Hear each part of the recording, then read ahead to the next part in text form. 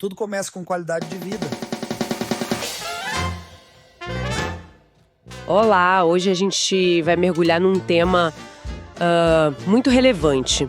O autocuidado conforme a gente envelhece, sabe? Com foco especial na experiência feminina. Nossa conversa vai se basear bastante nas ideias e dicas de um vídeo bem sensível do canal Longevidade Feminina. A ideia central que o vídeo traz é algo que muitas mulheres reconhecem. Aquela coisa de passar a vida cuidando dos outros, né? Filhos, casa, trabalho, a família toda. E aí chega um momento que bate aquela necessidade de olhar mais pra dentro, de cuidar de si mesma. Tem uma história no vídeo que é o ponto de partida pra tudo isso, bem tocante. A autora conta que estava num parque, se sentindo meio invisível, sabe? Daí ela vê um senhor mais de 80 anos, super animado, brincando de frisbee com o neto. E aquilo foi um clique pra ela. Tipo, envelhecer não é o fim da linha, pode ser uma chance de se reconectar consigo mesma de um jeito novo. Então, bora explorar isso. Vamos seguir as dicas práticas que nasceram dessa experiência. A primeira atitude é bem básica até. Caminhar. Simples assim, né? A autora conta que logo depois daquele dia no parque, ela só pegou tênis e saiu. 10 minutinhos sem rumo. E nessa caminhada curta, ela começou a reparar em tudo. As folhas no chão, os passarinhos, sabe? O cheiro da padaria. Começou a cumprimentar os vizinhos. Uma mudança de percepção. É fascinante isso, né? Porque é um movimento tão simples, caminhar, e a fonte relata que isso trouxe um monte de coisa boa. Não só o óbvio, tipo, mais força nas pernas, mas teve impacto no humor, que ficou mais estável, e até o sono melhorou. Exato. O legal da mensagem é que não precisa ser nada rígido, sabe? Não é sobre ir pra academia todo dia se não quiser. É o movimento em si. Parece que o corpo e a alma entendem esse recado, né? Agradecem.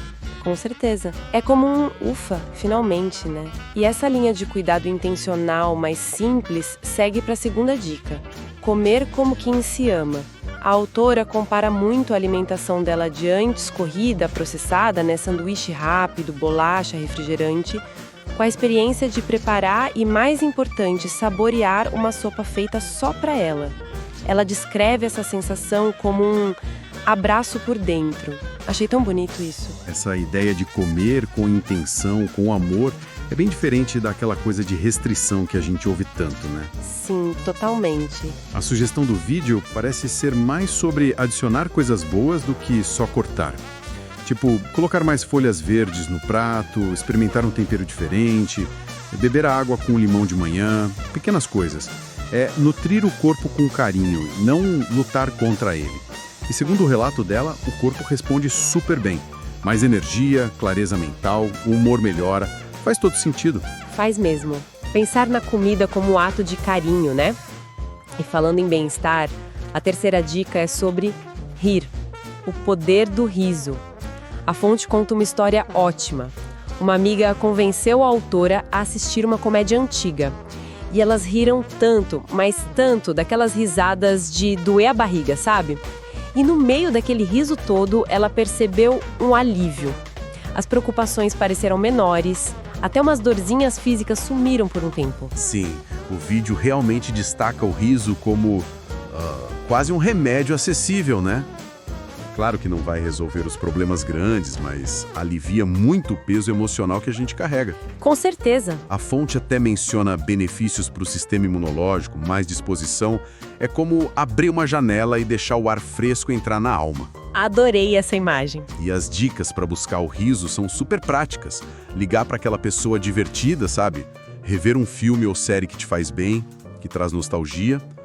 E talvez o mais importante, aprender a rir de si mesma, das pequenas gafes do dia a dia. É um convite para ser mais leve. Muito bom. E essa busca por leveza, por um ritmo mais gentil, conecta com a quarta dica. Ter uma rotina que acolhe. A autora conta da experiência dela com a aposentadoria. No começo, aquela liberdade toda, né? Mas depois veio uma sensação de que os dias estavam meio que escorrendo pelas mãos, sabe? Uma falta de motivação. A solução que ela encontrou não foi voltar para a rigidez de antes, mas criar uma sequência pequena, pessoal. Tipo, tomar o café em silêncio, dar a caminhadinha dela, ler um pouco, alimentar os passarinhos, coisas simples, sem pressão de horário, mas que davam um rumo pro dia. Esse ponto da rotina como colo e não como prisão é muito interessante. É, né? A fonte sugere que essa estrutura leve que a gente adapta pra gente mesma traz aconchego, traz presença. E o mais legal é que não é para ser inflexível. Tem que ter espaço para o descanso, para o improviso. Mas ter esse fiozinho condutor no dia parece ajudar a gente a se sentir conectada consigo mesma, sabe? Sem aquela pressão de ter que ser produtivo o tempo todo. Uma auto-organização mais gentil, né? E essa gentileza também vale para como a gente se comunica ou não se comunica. A quinta dica é sobre conversar e perceber a mudança que isso traz. A autora fala que tinha o hábito de guardar tudo para ela. Medos, frustrações, até as alegrias. Talvez por achar que ia incomodar ou que já passou da idade de ficar falando, né? Isso é tão comum. Pois é. Mas aí ela teve uma conversa longa no telefone com a filha, falando de tudo um pouco. E sentiu um alívio imenso. Ela descreve como se um nó no peito tivesse desfeito. E foi um lembrete de que ela ainda era interessante, que a voz dela importava. Esse ponto toca numa questão séria, que é o risco do isolamento, né? Que às vezes aumenta com a idade. A fonte bate muito na tecla da comunicação como algo vital. E olha que interessante, não precisa ser só desabafo profundo. É verdade. Às vezes um bom dia mais demorado pro vizinho, uma troca de palavras na fila do mercado, já ajuda a criar essa sensação de conexão. É como desafiar aquela ideia de que gente mais velha tem que aguentar tudo quieta, sabe? Nossa história, nossa voz, tem valor sempre. Totalmente. E essa reafirmação do próprio valor pode vir também de se permitir experimentar. É a sexta dica, tentar algo novo. A autora confessa que essa foi uma das mais difíceis para ela, por causa daquela vozinha chata que diz que tem idade para começar ou parar de fazer as coisas, né? Essa vozinha. Mas ela foi lá e se matriculou numa aula de cerâmica, mesmo se sentindo meio ridícula no começo, com a primeira tigela toda torta. Ela descreve uma alegria silenciosa, um orgulho de ter feito aquilo, algo novo só para ela. Que exemplo ótimo!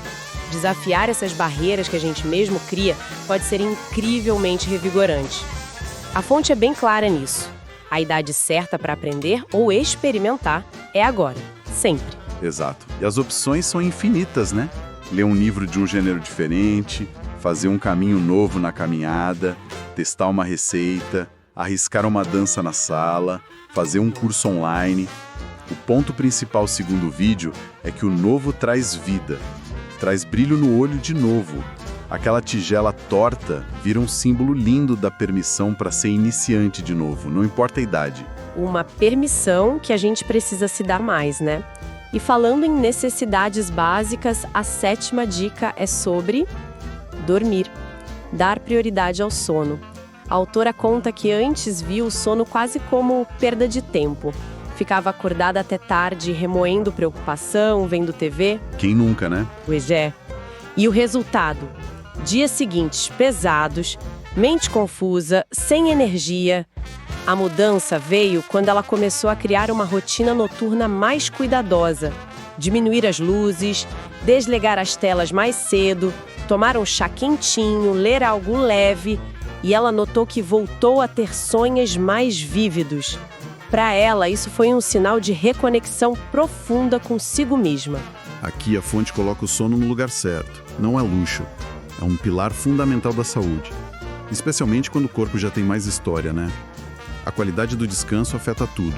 Memória, imunidade, disposição. Tudo. Criar um ambiente bom para dormir, escurinho, silencioso. E se permitir entregar o repouso é essencial. E o relato dela mostra que o corpo responde bem a essa educação do sono, mesmo que não seja da noite para o dia. É reconhecer que descansar é uma necessidade vital, não preguiça. Reconhecer as próprias necessidades. E isso amarra perfeitamente com a oitava e última dica, que talvez seja a cola de todas.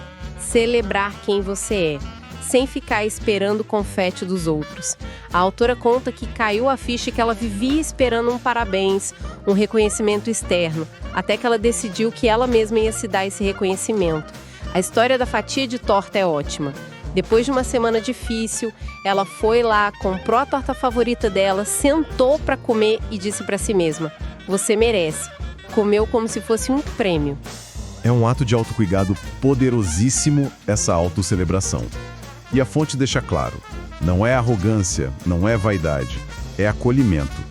É validar as próprias lutas, as pequenas vitórias silenciosas do dia a dia. Exato. Sugestão é não esperar só os grandes eventos. Comemorar porque conseguiu descansar melhor, porque comeu algo que te fez bem, porque teve coragem de ligar para a amiga ou de começar a aula de cerâmica. Criar pequenos rituais de auto-homenagem, sabe? Comprar uma flor para casa, tomar um banho mais demorado, fazer um brinde silencioso a si mesma. É sobre honrar a própria história e ser a primeira pessoa a dizer você tem valor. Então, olhando para todas essas dicas, caminhar, comer com amor, rir, ter uma rotina que acolhe, conversar, experimentar, dormir bem e se celebrar. O que fica muito claro a partir dessa fonte que a gente explorou é que o autocuidado na maturidade se constrói no miudinho, no dia a dia. São escolhas pequenas, sabe? Feitas com intenção, com presença e, nossa, com muita autocompaixão. Não é uma fórmula pronta, mas um caminho constante de se redescobrir e se tratar com carinho. Exatamente. E se a gente for pensar num fio condutor ainda mais profundo, que talvez ligue tudo isso que a fonte trouxe, talvez seja a arte de escutar. Boa. Escutar. Escutar o corpo, que pede movimento ou descanso. Escutar a alma, que busca conexão ou talvez algo novo. Escutar a própria história, a sabedoria que a gente acumula com o tempo. Então fica talvez uma reflexão para quem está ouvindo a gente. Nesse momento da sua jornada, que tipo de escuta parece mais necessária para você? A escuta interna, das suas próprias necessidades e desejos, ou a escuta externa, buscando conexão, aprendizado? Pensar sobre isso pode ser um excelente ponto de partida, né? Gostou do vídeo? Aproveita e já se inscreve no canal. Vem com a gente aumentar essa comunidade que acredita na felicidade e nas descobertas. Conta aqui nos comentários o que você achou e compartilha também com aquela pessoa especial.